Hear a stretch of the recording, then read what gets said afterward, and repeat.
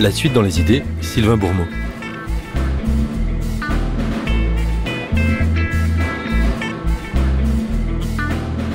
À partir du milieu des années 1970, Michel Foucault travaille entre autres sur le néolibéralisme. Ce n'est pourtant que plus de 20 ans plus tard que nous aurons l'occasion de prendre connaissance véritablement de ses travaux avec la publication au début des années 2000 de ses cours au Collège de France. Entre-temps, son quasi-contemporain et un bref moment collègue au Collège de France, Pierre Bourdieu, avait lui aussi fait du néolibéralisme l'un de ses objets, mais autrement et dans une société et une économie déjà profondément transformées par ce néolibéralisme en question. Alors, Christian Laval a relu et Foucault et Bourdieu sur la question néolibérale et publie un essai aux éditions La Découverte. Il est aujourd'hui l'invité de La Suite dans les idées.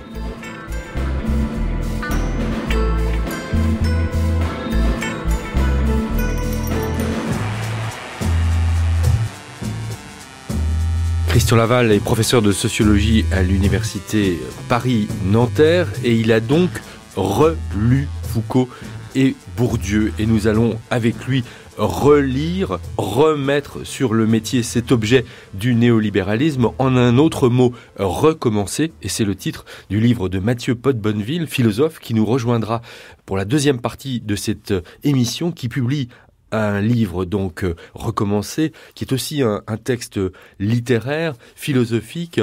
Et Mathieu Pot-Bonneville, ayant beaucoup travaillé sur Michel Foucault, il me semblait que le dialogue sera entre les deux fécond. Bonjour Christian Laval. Bonjour. Alors, sur la couverture de votre livre, deux photos de ces deux grands penseurs français de la fin du XXe siècle, deux noms qui sont encore extraordinairement présents aujourd'hui dans les bibliographies des chercheurs au plan international, deux références qui continuent d'être énormément mobilisés. Deux hommes que seulement 4 ans séparent. L'un est né à la fin des années 20 et l'autre au début des années 30. Et pourtant, deux parcours assez parallèles qui se croisent brièvement au Collège de France, qui sont liés à certains égards dans leur formation philosophique. Un nom est très important, celui probablement de Georges Canguilhem, qui va être une référence pour l'un et l'autre, mais en même temps une assez grande distance et une difficulté à penser ensemble Foucault et Bourdieu. D'ailleurs,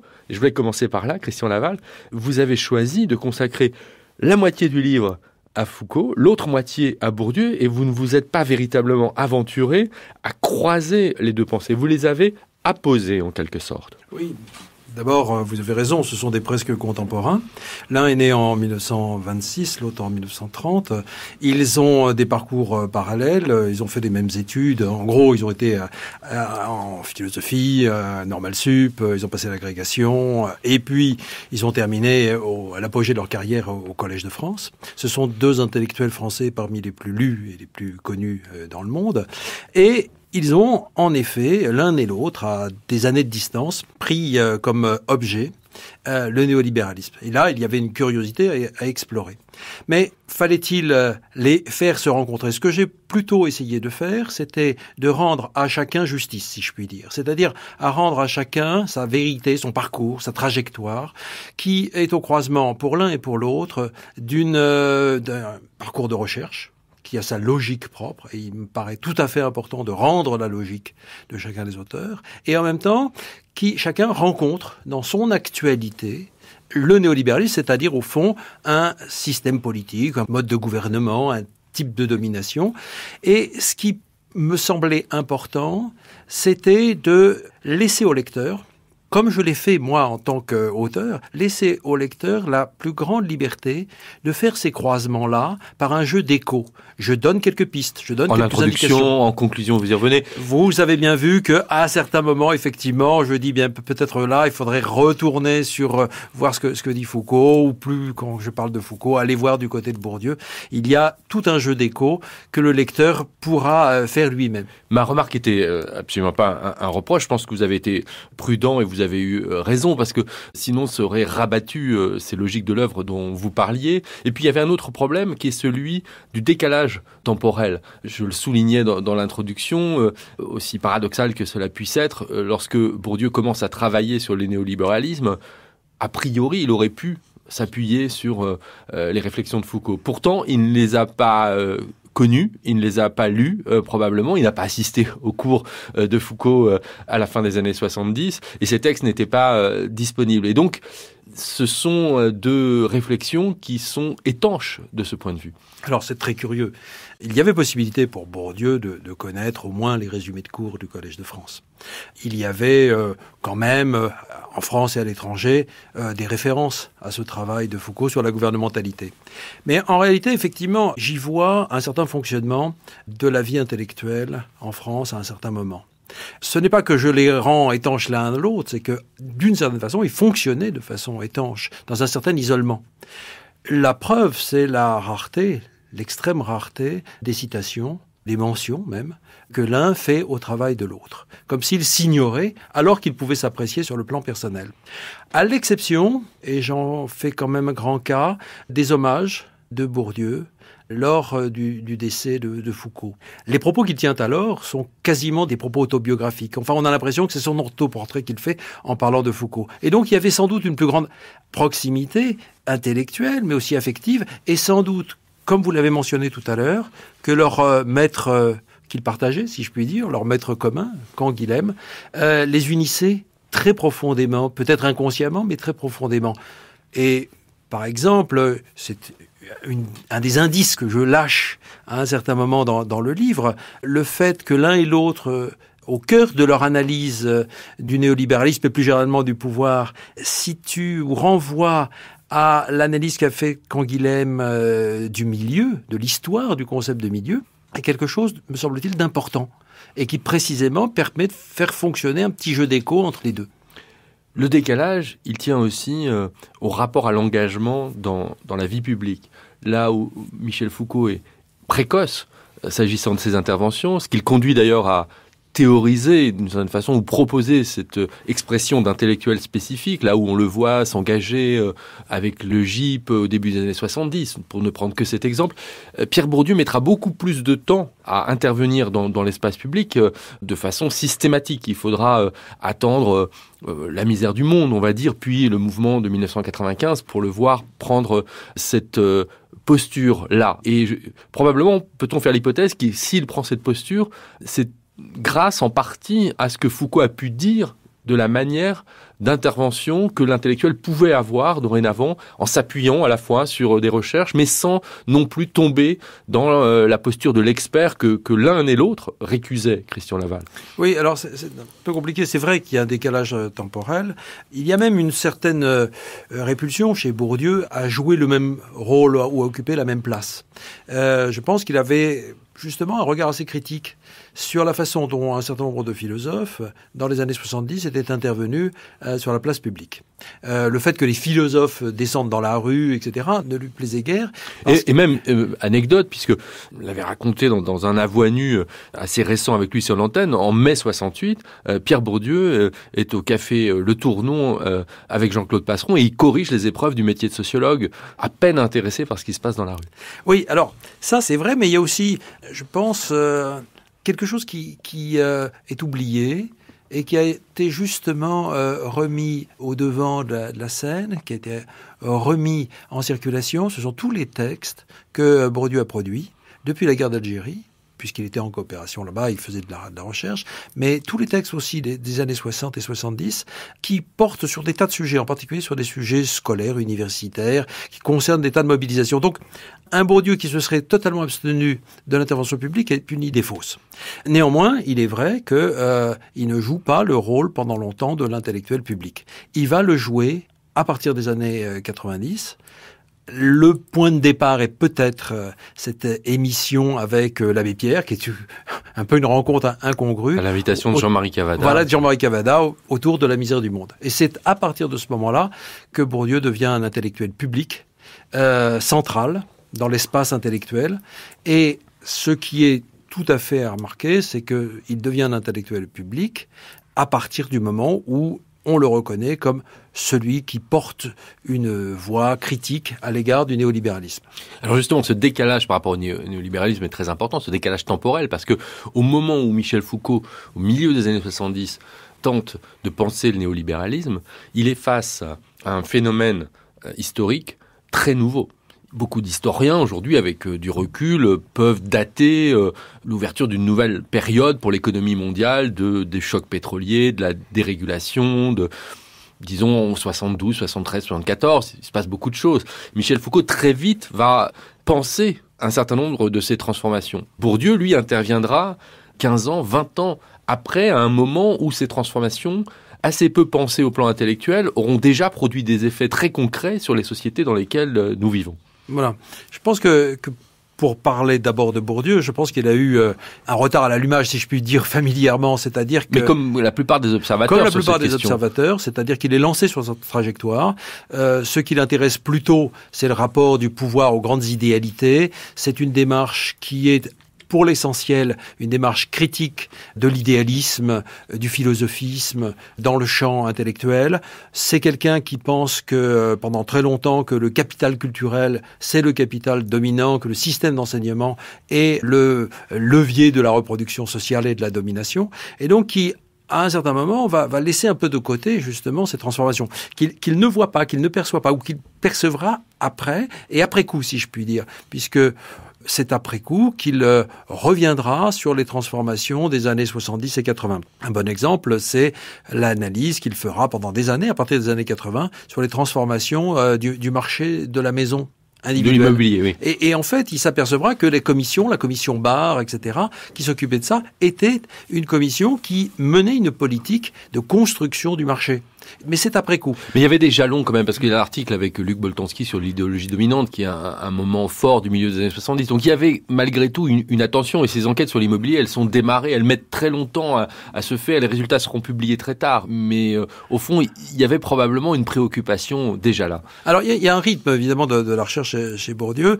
En fait, pendant les années 60 et début des années 70, il faut quand même dire que c'est le système d'enseignement, c'est l'école, c'est la culture qui l'intéresse. Il suffit de regarder un petit peu les sommaires d'actes de la recherche en sciences sociales, la revue de Bourdieu, pour s'apercevoir que c'est plutôt, disons, les champs des biens symboliques qui sont dominants. Mais il y a ce texte. Et vous avez raison, ce texte, la production de l'idéologie dominante, en 1976, est un texte exceptionnel, sur lequel d'ailleurs il reviendra après, et dira, voyez, c'est dans les années 90, voyez, peut-être que à ce moment-là, nous avons décelé quelque chose. Et en effet, ce qu'il voit, c'est un changement, je dirais, du lexique, de la rhétorique et même de la syntaxe, du pouvoir conservateur qui, justement, ne veut plus conserver par l'immobilité, mais par le changement permanent.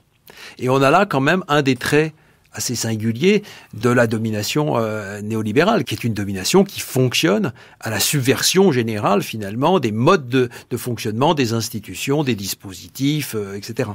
Quand Foucault écrit sur le néolibéralisme, au milieu des années 70, à partir de ce moment-là, on est dans un moment politique particulier, non seulement économique, les changements dont je parlais à l'instant, mais aussi politique particulier. Il y a eu l'élection de Valéry Giscard d'Estaing, mais il y a cette gauche française qui émerge et parviendra à prendre le dessus sur le Parti communiste.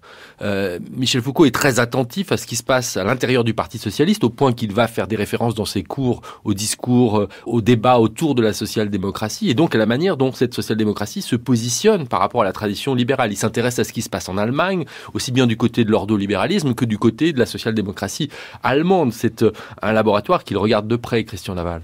Oui, alors Foucault, justement, c'est quelqu'un qui est extraordinairement attentif à l'actualité. On sait que toute sa démarche consiste très explicitement à faire le diagnostic le plus exact de son actualité. Et même s'il est plongé dans des travaux qui l'amènent à des lointains théoriques, il est toujours attentif à ce qui se passe dans cette actualité. Il a été attentif au mouvement gauchiste, il est attentif aux transformations qui se passent du côté du Parti socialiste, et il est aussi très attentif à ce qui se passe du côté de la droite. Et peut-être plus du côté de la droite d'ailleurs que du côté de la gauche. Parce que ce qu'il voit avec l'élection de Giscard d'Estaing, est-ce que peu de gens à l'époque ont pu discerner, repérer, c'est un changement dans le mode de gouvernement. C'est qu'on ne gouvernera plus à la manière du souverain ancien, comme l'incarnait De Gaulle, et puis ensuite ceux qui l'ont suivi. Au fond, on va gouverner autrement, on va gouverner par le marché. On va gouverner par l'intégration dans l'Europe, et c'est tous les discours de Giscard, mais aussi de Raymond Barre. On va gouverner par la diffusion de normes libérales, par l'importation. et ça nous renvoie à l'Allemagne, par l'importation, dit-il, des modes de gouverner propres à l'ordolibéralisme allemand. Et ça, quand il le dit, donc en 78-79, c'est quand même extrêmement nouveau. Je pense que peu de gens, à l'époque, savaient ce qu'était l'ordolibéralisme. Les étudiants économiques pouvaient le savoir s'ils avaient lu le manuel de Raymond Barre. Mais même dans les sciences économiques, dans les facultés de sciences économiques, c'était quand même un courant très très peu étudié. De la même façon, la référence à Hayek était assez exceptionnelle. Et on sait que Raymond Barre était un traducteur de Hayek. Donc il est très affûté, très aigu, si je puis dire, dans ce repérage d'une inflexion dans le mode de gouverner. Il y a un point commun, un autre dont on n'a pas parlé encore, entre Michel Foucault et Pierre Bourdieu, qui peut-être permet d'expliquer en partie pourquoi ils sont attentifs à ce qu'ils vont appeler l'un et l'autre de manière un peu différente néolibéralisme, et qui nous concerne, mais en tous les cas qui, pour aller vite, désigne des transformations rapides qui ont cours dans les sociétés dans lesquelles ils vivent, c'est le rapport de l'un et l'autre au marxisme, au fond. S'ils peuvent prendre pour objet ce néolibéralisme, c'est parce qu'ils ne sont pas encombrés d'un bagage marxiste au plan théorique. Ils n'ont jamais été, contrairement à ce que certains peuvent dire qu'ils ne les ont pas lus et qui se permettent d'en parler sans les avoir lus, l'un et l'autre marxistes. Ouais. Remarquez bien que c'est ce qu'il aurait souvent reproché. Justement, par encore. Justement par ceux qui s'en réclament, et qui s'en réclament encore, effectivement. Donc, effectivement, vous avez raison. Alors, le rapport à Marx est un rapport assez compliqué pour l'un et pour l'autre. Ce n'est pas un rejet complet. C'est au contraire une façon de prendre Marx au sérieux, de prolonger ses analyses, mais autrement. C'est-à-dire la meilleure façon pour eux, pour l'un et pour l'autre, me semble-t-il, d'être fidèles, c'est justement de s'en éloigner et de mettre en œuvre des concepts qui viennent de Marx, mais aussi d'autres concepts, de les mêler. Bon, pour Foucault, il est assez clair que pendant toute une période, Marx est vu comme quelqu'un qui est bien inscrit dans la culture du 19e siècle, dans l'épistémé du 19e siècle, et qui finalement est comme un poisson dans l'eau dans ce moment historique-là. Mais bien après, dans les années 70, Marx est une référence extrêmement importante. Avec un certain nombre de collègues et d'amis, nous avons consacré d'ailleurs un colloque entier au rapport de Marx et de Foucault. Et on voit bien que, par exemple, dans les premiers cours du Collège de France, la société punitive, par exemple, Marx est une référence omniprésente. Ce n'est donc pas une opposition frontale. Je pense que c'est plutôt l'idée qu'il faut prolonger Marx et qu'il faut le critiquer lorsque c'est nécessaire, en particulier, semble-t-il, dans l'idée que c'est l'économie, l'infrastructure économique qui détermine toutes les superstructures, etc., etc. C'est aussi une récusation de la grande dialectique historique qui voudrait que le socialisme et le communisme émergent spontanément, si je puis dire, par une grande loi historique du capitalisme. Tout ça est récusé. Alors chez Bourdieu, c'est autre chose, c'est l'idée que, là aussi, il faut renvoyer aux oubliettes, si je puis dire, de la philosophie de l'histoire, l'idée que, finalement, les choses, le cours historique nous mènera au socialisme. C'est l'idée aussi qu'il faut récuser que la domination serait seulement centrée sur l'économique. Pour Bourdieu, la domination est totale et, justement, elle s'exerce par des moyens autres que l'économie. Par l'économie, mais aussi par autre chose. En vous lisant, Christian Laval, je me suis demandé, en fait, assez rapidement, si l'une des différences principales entre Foucault et Bourdieu sur la question du néolibéralisme ne tenait pas au fait de savoir si, d'une certaine façon, on pourrait dire que Michel Foucault est un libéral. Je ne dis pas un néolibéral, pas du tout. Là où Bourdieu ne se définit pas comme ça, et dans un rapport beaucoup plus distant au libéralisme classique, au libéralisme politique, alors que Michel Foucault le défend, y tient. Il est l'héritier d'une tradition du libéralisme politique. Oui, en fait, je crois que il est très difficile de dire ce que vous dites. C'est une hypothèse. C'est une hypothèse, oui, mais justement qu'il faut questionner assez sérieusement, parce que c'est aussi un lieu commun, de penser que parce que quelqu'un parle du libéralisme, il y adhère. Foucault est très clair. Il dit il faut toujours distinguer celui qui parle et ce dont il parle. Et je crois que c'est un précepte qu'il faut suivre. Foucault ne s'intéresse pas en tant que tel à la doctrine libérale ou à la doctrine du libéralisme politique. Ce n'est pas ça qui l'intéresse, qu'il y voit dans la continuité de sa recherche. Et ça, c'est très original. Et ça le distingue, justement, des commentateurs de la philosophie politique. Ce qu'il y voit, c'est un mode de gouvernement. Et c'est ce sens-là que c'est très original. C'est-à-dire que la liberté va fonctionner justement non pas seulement comme un idéal, comme un maître mot, ou même comme un principe d'organisation des pouvoirs publics et de la société civile. La liberté, c'est un moyen de gouverner. On s'appuie, les gouvernants vont s'appuyer justement sur la liberté des sujets pour pouvoir réaliser un certain nombre de fins qu'ils se sont fixées. Organiser les conduites. Alors, c'est vrai, organiser les conduites, voilà le principe même du gouvernement libéral. Et c'est ça qui l'intéresse. Et plus encore, c'est la liberté économique qui va surtout le préoccuper.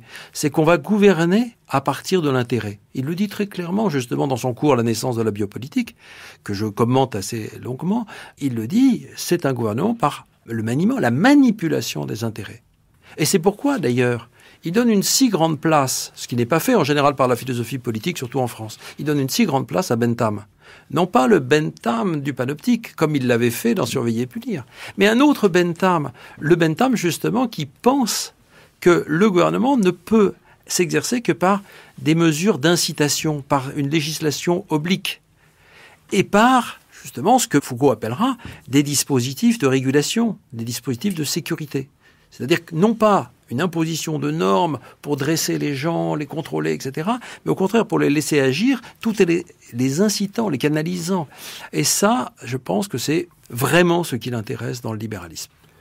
Christian Laval, vous n'êtes pas un historien des idées, vous êtes un sociologue, vous vous efforcez de penser le monde contemporain.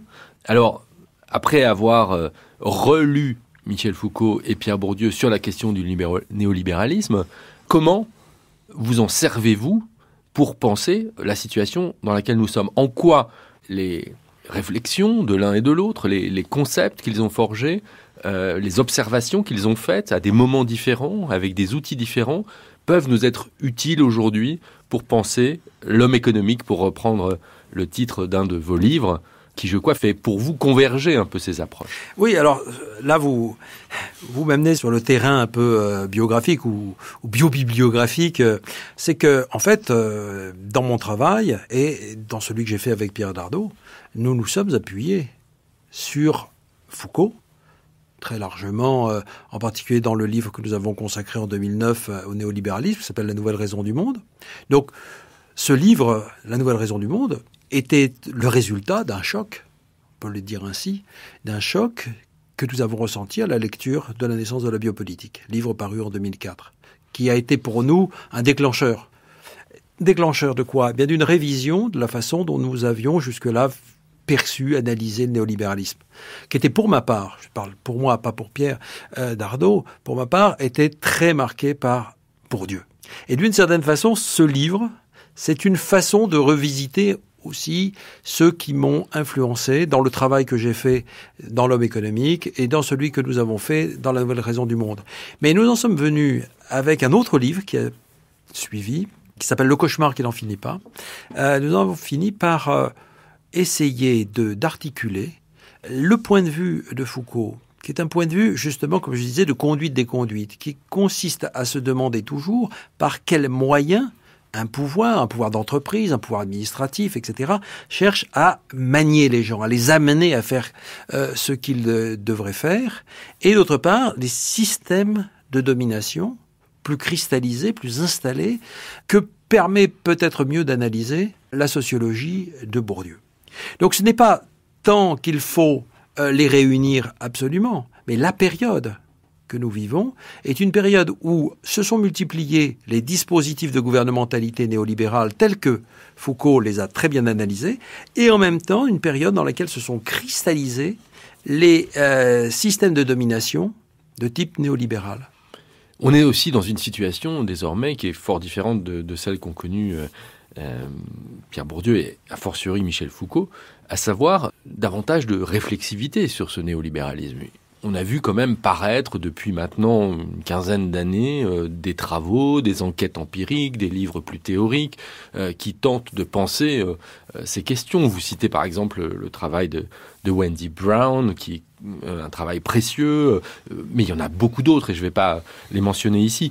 Donc là, on est mieux armé quand même que ne pouvaient l'être ces penseurs très isolés à l'époque qui étaient Foucault et Bourdieu. Oui, alors ça, c'est quelque chose vous avez raison de le mentionner, qu'il faut souligner, ce sont des pionniers, ce sont des explorateurs. Ce sont parmi les premiers à avoir fait ce travail-là, d'où aussi l'inachèvement de leurs analyses. Et si j'ai apporté quelque chose, c'est peut-être d'avoir essayé de rendre le mieux que je pouvais, avec les moyens dont je disposais, la cohérence de leur pensée. Premièrement, Foucault a quelques mois, 6 mois en gros, pour déployer ses analyses de cet objet immense que deviendra le néolibéralisme. En gros, entre janvier et avril ou mai 79. Donc, 24 heures ou 25 heures de cours, c'est un travail en cours, comme il le dit. C'est un travail inachevé. C'est un work in progress. Et donc, on ne peut pas lui demander, comme parfois on le fait, d'avoir tout dit, d'avoir produit une analyse complètement bouclée.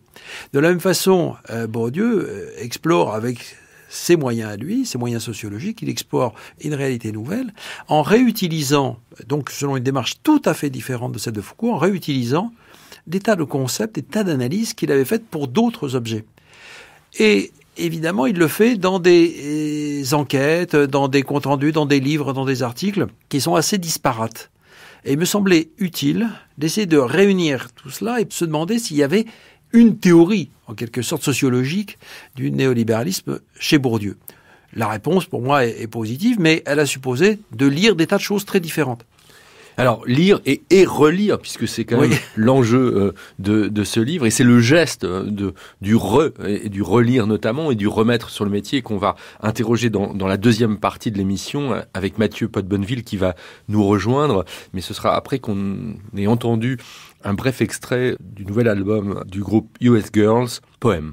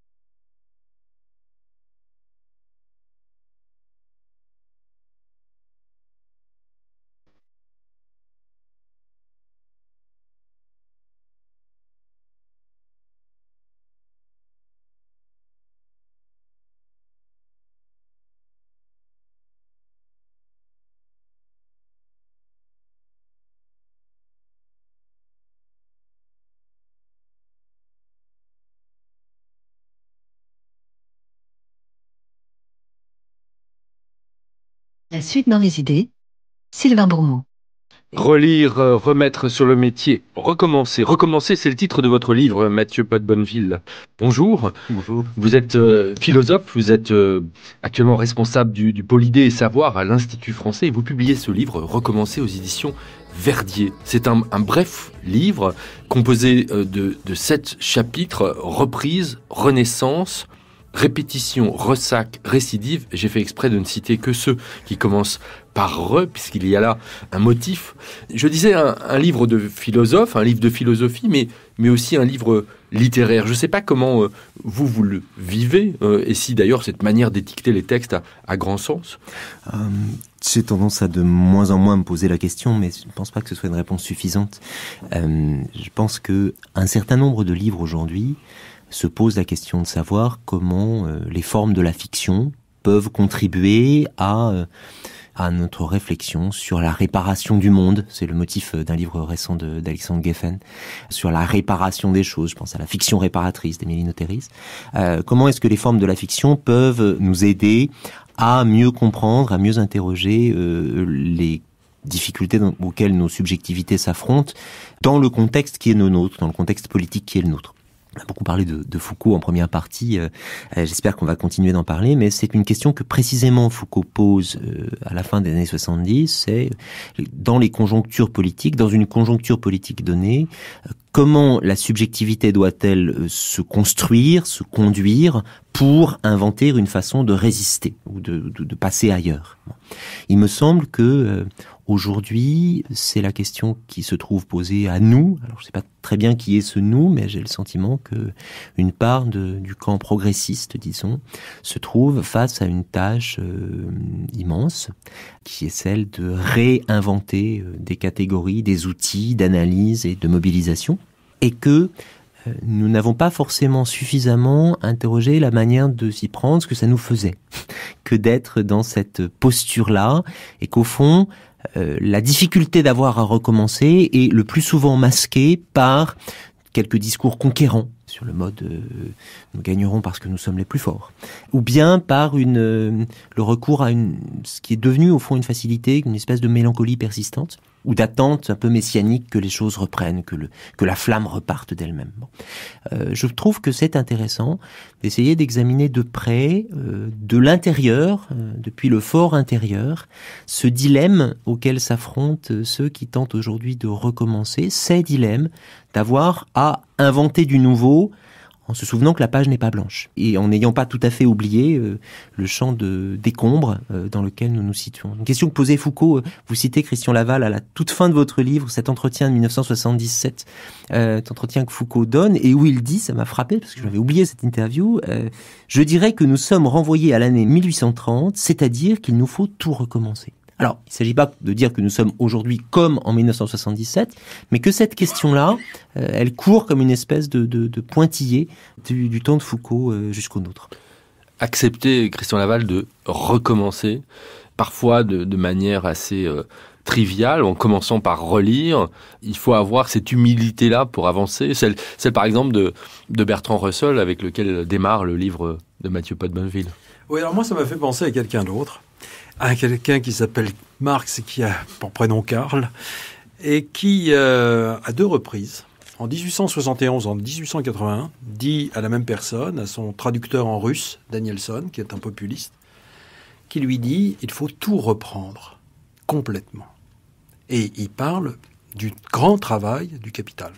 Et donc, j'ai pensé à ça parce que ceux qu'on présente comme des grands héros de la pensée qui auraient fait un système, sont des gens qui ont travaillé de l'intérieur, pas comme Russell qui interpelle Frege, qui sont interpellés de l'intérieur justement, comme dit Mathieu Podbonneville, dans leur fort intérieur, par cette exigence de tout reprendre.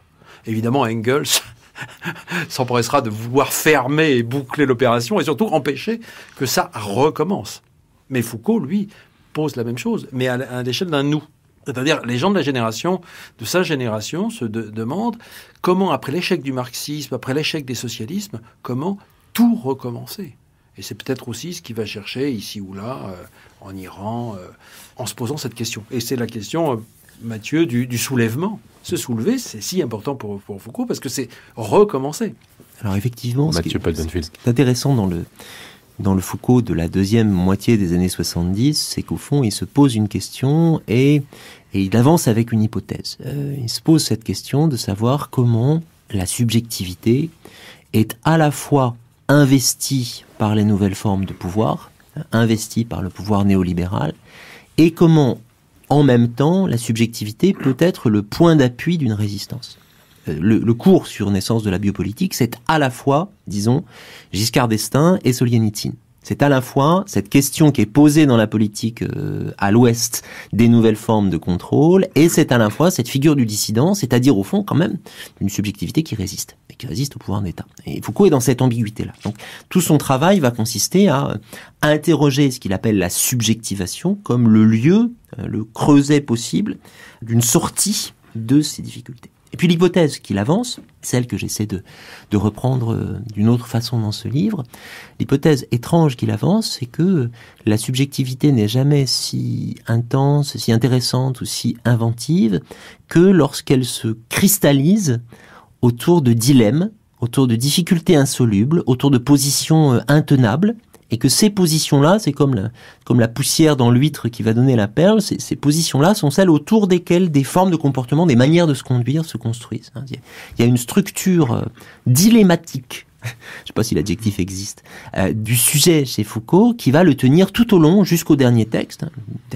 Le texte qui est paru, Les aveux de la chair, en fait encore mention dans l'analyse qu'il propose de la subjectivité chrétienne. Livre qui vient de paraître enfin après de manière 4e volume de cette histoire de la sexualité. De manière posthume.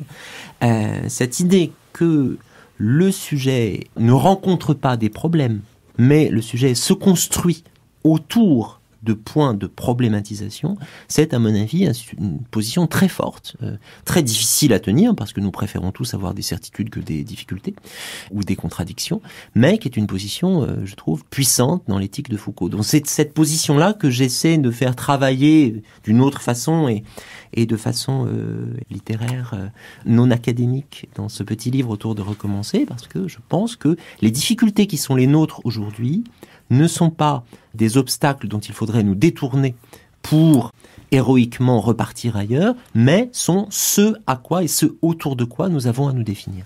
Christian Laval. Moi, je suis tout à fait d'accord avec ce que dit Mathieu Pot-Bonneville à propos de la subjectivité, ou plus exactement de la subjectivation, qui est la manière dont Foucault va essayer de penser les possibilités de sortie, en tout cas, du type de domination ou de type de gouvernement néolibéral. J'insisterai également sur la question des pratiques. Ce qui est très intéressant chez Foucault, me semble-t-il, c'est que il fait attention, il prête une énorme attention à ce que font les gens, aux pratiques qu'ils mènent. Il appelle ça des pratiques de liberté. Il ne croit moins, comme il le dit, au processus de libération ou aux promesses de l'émancipation, encore moins aux promesses de l'homme nouveau, parce que précisément, il sait bien à quoi cela peut mener. Il fait attention donc à des pratiques qui peuvent être des pratiques minuscules, des pratiques marginales, mais qui permettent de dessiner un ailleurs. Et là où il y a un point important, c'est qu'il ne néglige absolument pas la dimension de l'utopie, surtout dans ces années-là. Il a lu à l'été 78 Le Principe Espérance d'Ernst Bloch. Il y fait grande attention, et c'est pour ça d'ailleurs, dit-il, qu'il va en Iran pour faire l'épreuve, au fond, de ce que peut être l'espérance dans un ailleurs. Ce que le marxisme, ce que l'échec du communisme, etc., lui ont appris, c'est précisément, dit-il, que nulle lumière d'espérance n'est possible à partir de ces points-là. Il faut chercher d'autres points. Et je pense, et c'est une hypothèse que je fais, je me demande, sans qu'il l'ait très explicité, je me demande si Foucault n'a pas été profondément marqué par une expérience gauchiste qui n'était pas celle des mouvements révolutionnaires, des partis marxistes révolutionnaires ou marxistes-léninistes, mais ce qui, je crois, dans le gauchisme, lui a particulièrement mis en joie, si je puis dire, et en effervescence théorique, c'est précisément la multiplication des expériences d'autres vies, d'autres formes d'activité. Là, il y a une vraie différence pour revenir à la comparaison avec Pierre Bourdieu. Je la pointais tout à l'heure sur le terrain du rapport au libéralisme, mais au fond, c'est ni plus ni moins que la même chose que de le penser à travers le rapport au sujet. Il y a une attention pour le sujet, ou au moins pour la subjectivation chez Foucault, qu'on aurait plus de mal à trouver dans le système théorique de Pierre Bourdieu, même si Bourdieu, à la fin de sa vie, va mettre en œuvre des pratiques très concrètes pour des pratiques éditoriales, notamment, pour tenter de faire bouger les choses. Donc il y a ce souci politique que partage Bourdieu, même si on en trouve moins les outils intellectuels dans son œuvre. Mathieu Pot-Bonneville. Oui, c'est-à-dire qu'il y a deux choses. Pour reprendre la question Foucault, Bourdieu et le néolibéralisme, je trouve qu'il y a deux manières de raconter cette histoire. Il y en a une première qui consiste à dire, il y a un grand mouvement contemporain du néolibéralisme, mouvement linéaire et continu, que Foucault croise lorsqu'il est encore discret, évanescent, et que Bourdieu affronte lorsqu'il a pris sa forme déployée, au fond. Et dans la mesure où c'est l'horizon de notre temps, on a besoin de l'un et l'autre. C'est une première manière de raconter l'histoire. Il y a une autre manière de raconter cette histoire qui consiste à dire que Foucault et Bourdieu ont croisé la figure du néolibéralisme comme le point d'une crise dans leur propre interrogation. Chez Foucault, l'enquête sur le néolibéralisme correspond, je l'ai dit tout à l'heure, à ce moment où la subjectivité lui apparaît à la fois comme un lieu d'investissement du pouvoir et comme un lieu de résistance au pouvoir. C'est pour ça qu'il n'est évidemment pas un zélateur du néolibéralisme, mais il n'est pas inintéressé par les potentialités du néolibéralisme, parce qu'il peut se fabriquer à l'intérieur de cet espace-là. Bourdieu rencontre la question du néolibéralisme à l'endroit où sa conception de l'État entre en crise. C'est-à-dire où, au fond, on passe de cette idée que l'État est, à travers sa main droite, un mécanisme d'imposition et de domination de logique qui masque la réalité économique, à l'idée que l'État, au travers des services publics, est peut-être quelque chose qu'il faut défendre. Comme un corporatisme de l'universel. Exactement. Mais alors, c'est intéressant parce que l'un et l'autre, du coup, sont vraiment installés au point d'une contradiction qui n'est pas la même. Et je trouve que c'est aussi une bonne raison de les lire aujourd'hui, non pas pour avoir deux instruments complémentaires pour affronter le présent, mais pour avoir deux échos aux problèmes que nous continuons à nous poser. Car au fond, nous ne savons pas complètement aujourd'hui encore ce qu'il en est de notre rapport à la liberté du sujet, ou à son enrégimentement. Il en est beaucoup question dans les débats sur l'école aujourd'hui, par exemple. Et ce qu'il en est de la défense et de la critique de l'État.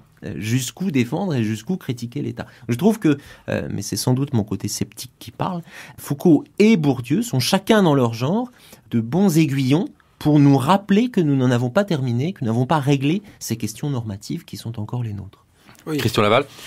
J'irai plus loin, et c'est pourquoi il me semble que à la fois, on peut dire que Foucault et Bourdieu sont toujours indispensables pour analyser le néolibéralisme, parce qu'il me semble, justement, l'un et l'autre approcher le phénomène néolibéral de façon différente et pas, justement, de la même manière. Mais il me semble aussi qu'on peut voir, en les relisant, les limites, les cadres qui est imposé par le cadre même de leur théorie et de leur temps. Et il me semble qu'aujourd'hui, on devrait prendre la question du néolibéralisme par l'opposition, par les oppositions qu'il a générées. C'est un peu ce que nous avons cherché à faire avec notre livre commun, le livre que j'ai écrit avec Pierre Dardot. C'est-à-dire qu'il faut le prendre depuis les oppositions, en considérant que les oppositions ont engendré des formes d'alternatives que ni Bourdieu ni Foucault ne pouvaient prendre en compte, en particulier sur la question de l'État. C'est-à-dire qu'au fond, aujourd'hui, des tas de gens se disent qu'il ne suffit pas d'en appeler à l'État contre le marché, qu'il faut au contraire développer des tas de formes d'activité qu'on appelle aujourd'hui des communs, contre justement et le marché et l'État. Merci beaucoup, Christian Laval. Je rappelle le titre de votre livre, Foucault, Bourdieu et la question néolibérale. Il paraît aux éditions La Découverte. Et celui de Mathieu Pot-Bonneville, Recommencer. Il paraît aux éditions Verdier. Vous trouvez les références bibliographiques des deux ouvrages sur la page de La Suite dans les idées, une page sur laquelle vous pouvez réécouter l'émission, sur laquelle aussi vous pouvez vous abonner au podcast.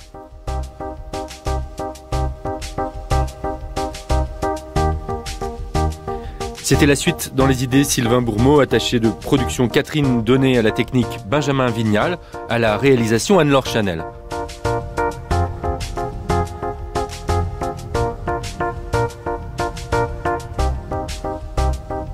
Dans quelques instants sur l'antenne de France Culture, c'est Christine Bernard que vous retrouvez pour une histoire particulière.